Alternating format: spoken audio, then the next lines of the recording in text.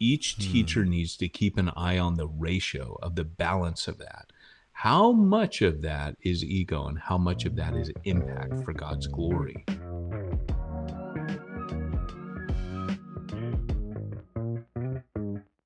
Welcome to Teach Through the Word. This is the Bible Teachers Podcast. I'm Chris Langham, and with me, as always, is Peyton Jones. But Peyton is in the interviewee seat. Peyton, how's it going over there? Pretty good, man.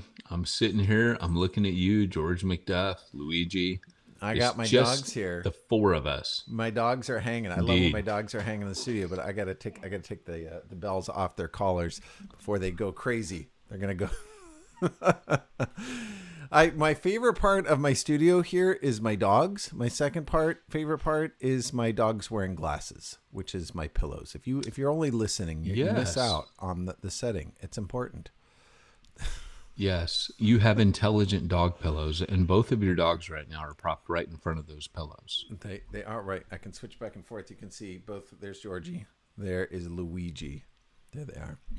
All right, guys, it is day 3 of our interview. We're interviewing Peyton Jones. This is an interview week here on Teach Through the Word. On day 3 today, we're going to get into the story, Peyton's story as a teacher, and the path, the journey that the Lord has brought you along. But first, let's do our intro. This is the Bible Teachers Podcast, and we are here to equip you, Bible teacher, to do what you do better, and together with you to elevate the craft of Bible teaching. Get equipped, get trained, and while you're at it, get a behind-the-scenes look here at Through the Word. And let's get started. You know, we haven't actually, in all the time that we've been together here on this podcast and on Through the Word as well, haven't really provided our audience with a resume for Peyton Jones. So I'm going to make an attempt at your resume here. You've been a Bible teacher for how long now? I think we determined it's been about 34 years, right? Yeah, no, it's been longer. It was 1992 I became the youth pastor. So what is that, 29 years? That's 29 years. But when on a previous episode, you shared about 1987 when you were a crazy young teenage kid. That is true. That is true. So it would be longer, yeah. That puts us 34 years. Now, you were in ministry for some time, interim pastor, but you were then a missionary out to the nation of Wales, a missionary to Wales. Did you save any belugas while you were there? No, they are very resistant. Yeah, they're tough ones. Narwhals you can reach. I find that they're more open to the gospel. Yes, they're somewhat magical. Have I offended any Welshmen, any actual Welsh women? Always. By nature of being English, you have already offended them. Yes, that's true. I am an Englishman, so I think it's kind of in my blood to offend the Welsh. I can't help it. Also, I was born in Turkey, so I just am used to jokes about the name of your country. So sorry, Wales of both types. I'm sorry to the mammals of the sea, and I'm also sorry to the Welsh people. You were a missionary in the land of Wales, and you were a church planter at first by accident, later on purpose, and then raising up and training church planters. And along that journey, you wrote several books. You wrote the book Church Zero. Your second book was Reaching the Unreached. And just your most recent, just now launching, is Church Plantology. Now, that's quite a book, and that is for church planters, and I'm very excited about that one. I think we'll get to talk a little bit about church planting here in your story. But back us up and tell us first how you became a teacher. What happened that God brought you into the world of teaching, and then how you grew as a teacher. And give us a short version, because we got a lot more to talk about. Yeah. No, I always tell people I got into it through the back door. People just kind of threw me into it. I didn't want to do it. I didn't aspire to it. And people just said, hey, why don't you teach this Bible study, this slot on the retreat or whatever. And then I ended up going into full-time ministry. I was halfway through nursing school. I thought I'd be a missionary, helping either going to the Muslim nations or helping AIDS patients in hospice. And my youth pastor's wife was sick. She actually had schizophrenia and went into the hospital, and they didn't really know what to do with it back then. So they told him, why don't you take some time off and, focus on your family, no pun intended there. he did, but it took her 11 years to get better. So I was only thinking I was going to be there 6 months to a year. And years later now, decades on, I'm still in ministry. So I got in through the back door. I was keeping the seat warm for somebody else. And I think you did that a couple of times. But while keeping the seat warm, something that I know, I was actually there early on when you were an interim pastor. And just when you had handed the church over to the ongoing pastor, you were still filling in sometimes. And I got to be there. And one of the things that, along with me, I think many others recognized, this kid can teach. And for a time, you were really the golden boy of teaching. Talk about that a little bit, what it was like to be the golden boy with that clear gift, but not quite ready for prime time, and maybe pushed in with a little too much more authority than you were ready for. Talk about what that was like, and then what God did with that. Yeah, it's funny because sometimes our gifting outpaces our character. And that was definitely my case. I mean, I had a lot of growing up to do. I mean, if you talk to my wife, she'll say I still do. But you get to a point where, for me at least, at that time, I wanted to be the next Charles Spurgeon or the next Lloyd-Jones. And like I tell people, God loved me way too much to let me have my way or let me be that. And I look back and what I used to see is like, oh, I could have been here. I could have been there. I could have been, I don't look at it like that. Like I look back and I think, man, the boundaries have fallen to me in pleasant places. I look back and think, man, God, there was a design in my life, where, cause I was on my honeymoon and I felt God speak to me and say, you're to back out of I was the interim, but I was also a candidate, and God was like, you need to back out. So I did. Well, the pastor who you and I ended up serving over or under, he people would tell him like, "Oh, we want to hear Peyton. Can Peyton preach?" And they were still, I follow Paul, I follow Apollos. So at that time, I really, I was kind of possibly going to be in this position where I was going to be having people hear me all the time, but I needed to be broken of that. I liked it too much. There was a lot of flesh in it, and I always think about this with ministry. There's always a battle between the flesh and the spirit. Like if you asked me to come teach, I might say yes because of the flesh, because I want people to hear me. It's ego driven. Whereas you might ask me to come teach and I say yes because it's spirit driven and I want to impact and glorify Jesus. And I would say that it's not usually one or the other. I would say there's always a mix. And each teacher needs to keep an eye on the ratio of the balance of that. How much of that is ego and how much of that is impact for God's glory?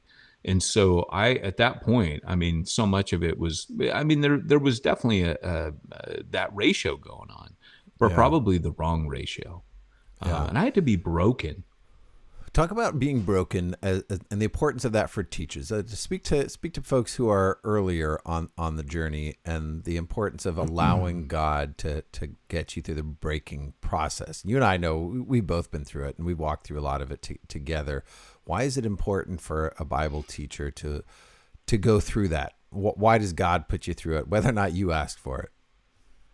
Well, we were very fortunate, you and I, to be in a movement that didn't look down on young people, that empowered and encouraged young people. So in my 20s, I was getting flown, right before I left from the mission field, I was getting flown to Hawaii to go preach retreats. I was getting flown up to San Francisco. I was starting to travel. And eventually in Wales, the same thing. I mean, I got asked to be on all these committees. I ended up at a famous legacy church. I was at Martin Lloyd-Jones's church, which is kind of a famous place to be, and was the evangelist and slated to be the next pastor in line there. And, all of that, it kind of goes to your head a little bit. And I wasn't ready, I think, for really to be used. And there, I ended up taking a pastorate, and a church didn't have a pastor for about 20 years, and they ate me alive. I mean, they just ate me alive. God was moving and lost people were getting reached, and all, but I still had these aspirations that were not God's plan for me. I was still going to be famous. I was still going to be on the radio. Which is laughable when you're on the mission field, that you have these aspirations that are nothing to do with the mission you're on. They're nothing to do with where God's called you. But that was success for us. That was what was modeled for us. You teach Yeah. well, you get on the radio, you get a big church, and God just had to break me of the golden boy syndrome. And you talked about Nebuchadnezzar the other day, Yeah. where he Daniel tells him, hey, you're not going to last. You're a kingdom that's going to fade away. You're not the eternal kingdom or the eternal king. So he goes and makes a statue of gold for himself and sets himself up as the golden boy. Sometimes just being the golden boy is enough, But when that all got smashed, it's like Daniel, man, that meteor comes from heaven. Christ's kingdom hit a head-on collision with my kingdom. And when I got into this big civil war in this church I was in, and I kept acting right. I kept doing all the right things. Everything went to a vote. I won. The other side dug in. Now I've since made peace with them. I've been in their living room. We've loved them. We've healed that breach. But back then it broke my heart. And so going back, I was young. I would have acted totally different. They would have done things different. But at the end of the day, it broke my heart. And that was God's plan, because I needed to not be the golden boy. I needed to get to a place where it was about Jesus, and it wasn't about people hearing me. It was about people seeing him. Now I'm going to bring this. First, I'm going to acknowledge the silent walkers in the background. If I was watching on video, Peyton is also a family man, a husband of many, many years now, and a father of two. But I'm going to segue this by asking you this: having gone through that breaking process, how do you see that as important for you, both as a teacher and as a family man, having gone through the process of the hurt, the breaking, the literally giving up on ministry, which I know you did. You quit and told God you were done. How was that important, looking back to who you are now as a teacher and also as a husband and dad? Yeah, it was a big part of it, because I ended up going from there to just working as a barista in a Starbucks coffee. And as I was doing that, I told God, hey, I quit. I was finishing up an MA in theology. And I would tell God, hey, I love you. I'm mad at you. And I definitely don't want to work for you. So I was finishing up as what I would consider to be a failed missionary. And as I was in Starbucks making coffee, people would come to the bar and they'd hear my accent and say, hey, what are you doing here? And I would tell them, well, I'm a minister. And they'd be like, really? Where's your church? And they wanted to go to a church like on the Blues Brothers. And I'd say, well, yeah, my church wouldn't be like that. But they'd be like, man, but if you had a church, I'd go to it. And enough people ask me eventually in the conversation, like an uncanny amount of people ask me, what about Dan Brown Da Vinci Code? What do you think of that? And I thought, well, I haven't read it. I'll read it. And we were in a Borders Books, this coffee shop. And in a country that rains every day, people read a lot. So I thought, man, I remember praying. I go, God, I don't work for you anymore. But I said, if you want me to do something, so many people are asking about this thing, I'll do it. But I don't work for you. You need to do the heavy lifting, right? If you're God. So if you want me to do it, make it obvious. That night, I'm locking up Starbucks with my manager. He says, hey, Jonesy. And I said, what? He goes, you know how you're a minister? Yeah. He said, district manager tells me we don't have enough, special events going on, charitable events. We need to do something for the community. He goes, would you want to do like some churchy minister thing in here? I go, and I'm chucking the muffins out, and I always say I was mid chuck, right? Because the muffins I was literally turning this big tray with muffins over, and I froze. And I remember just going, God, I only prayed to you that this morning. And I go, as a matter of fact, and of course, next thing I know, we're sitting there, 30 non-believers turn up, talk about Jesus. At the end of that first night, they're like, this was so good. Can we do it In a again? reading And I'm on like, Dan Brown, nah, it's not a Bible study, right? You started off no. with a book reading, a book club for about the Da Vinci Code. Yeah. Of all Yeah, it was things. just a one night only. Hey, can we do this again? I'm like, no, that'd be kind of lame, right? Remember, I don't want to work for God anymore. I'm like, no, that'd be dumb. We don't want to do that. And they're like, yeah, let's do it. And they're like, please, please. So we went, okay. So we did the second night. 40 people turn up. At the end of that night, they go, one more time. Okay. The end of that night, we do it. 50 people. This lady at the end of that night, she's not even saved. She goes, hey, you know how like Dan Brown, because we had debunked that night one. We had a New Testament scholar down the road come and show up. She says, hey, you know how like Dan Brown had those Gnostic gospels? She goes, those are total nonsense. But she goes, what if we actually took the real gospels, like Mark? She goes, I started reading that this week, but I don't understand it. She goes, what if we went through those together? And everyone went, yeah, whoa. And, it was just like, I looked at my wife, we're like, yeah, we're going to roll with this. We're like, well, we could do that. But, again, I wasn't planning on church planning.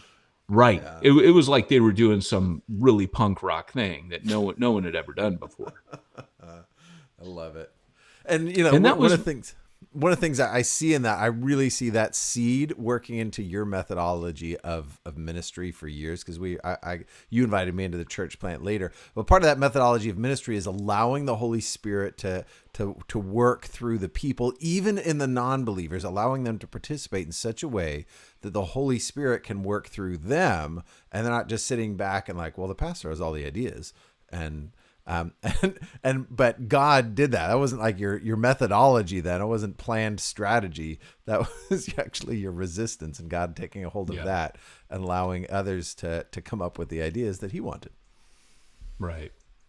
Right. Yeah. So true. And I mean, so many of the things that we ended up doing, we would be doing this radical stuff and then turn back and go, oh, that's what the apostles did. Oh, they met in the temple courts. We're meeting in Starbucks. Wow, that's kind of neat.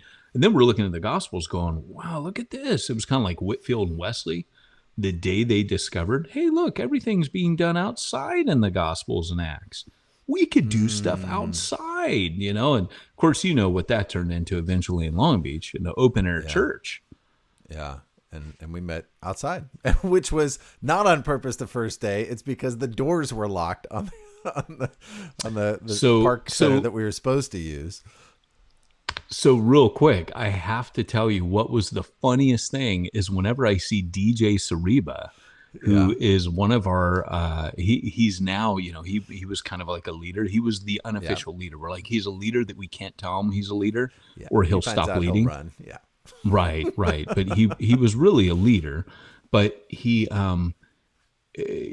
was in the open air. He heard me preaching and he heard me quoting Anthony Kiedis from the Red Hot Chili Peppers. And it just arrested his attention because I said, Anthony Kiedis once said, maybe when I was doing Speedballs, I was looking for God. I don't know. And I quote this, and he stopped and looked at his wife and said, is this one of those preachers that's trying to get money off people? This is a poor neighborhood. And he was mad and he told his wife, we're going to stick around a bit. Now, DJ is a tough dude. You don't know that about him now knowing him, but he is a tough dude. I definitely would never tangle with him. Mm-hmm. And he stayed around debating whether or not he was going to beat the snot out of me at the end of this thing. And he ended up coming to the Lord in a big way, hearing the gospel. Of course, he had heard the gospel before but he had not been walking with God himself, and boom. And the rest was history. And so a lot of stuff that we did was just kind of like, wow, this is very different. And then I see a picture he posts yesterday in a situation you were involved in where one of the guys that used to run stuff for the cartel back and forth across the border was going to kill himself in a tree. And, he was going to jump out 40 feet from a tree, and it was right outside of DJ's house. And we spent Easter Sunday. That was Easter Sunday. We spent the whole day there talking him down, and he finally came down. And man, and what a story! Got right. And he was instrumental in bringing a guy from MS-13 to the Lord. Like you go back and you look at all this stuff, and I always tell people the day I started doing ministry was the day I quit doing ministry. But that goes back to teaching too, because I wanted everybody to hear me all the time. And once I was broken, it suddenly became about them. It became about God in them. And I was like, it was kind of like John the Baptist. Alistair Begg once said that John the Baptist proclaimed the way, pointed the way, and got out of the way. And that, in many ways, there was a shift in my ministry where I didn't want to be in the way between people and God anymore, being the golden boy, being the one that people look to. And you mentioned during one of the Bible studies about the signs. The signs point, to the right thing, and we don't stop at the sign to Disneyland. I thought that was such a great analogy. We don't get out of the car when we see the sign to Disneyland and go and hug the sign, ooh and ah, and say how great it is to be around the sign. The sign points to something else. The sign might be prominent, it might be easily visible, but it's really about something much greater. And, to steal your brilliant analogy. As a teacher, we are also the sign.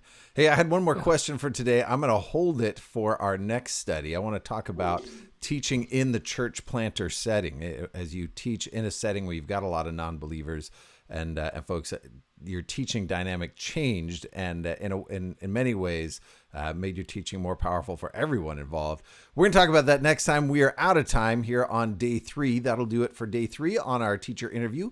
This is Teach Through the Word, and this has been the Bible Teachers Podcast.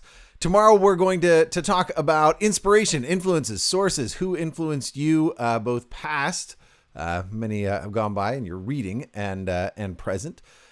And before we finish out the week, we will also be talking about passing it on, how you train others to teach the word, and talk some more about training. But we've got to close it out for today. Each week here at Teach Through the Word, we bring you one Bible book or one basic training or one teacher interview as we equip you, Bible teacher, to do what you do better and together with you to elevate the craft of Bible teaching. We'll see you on the next one.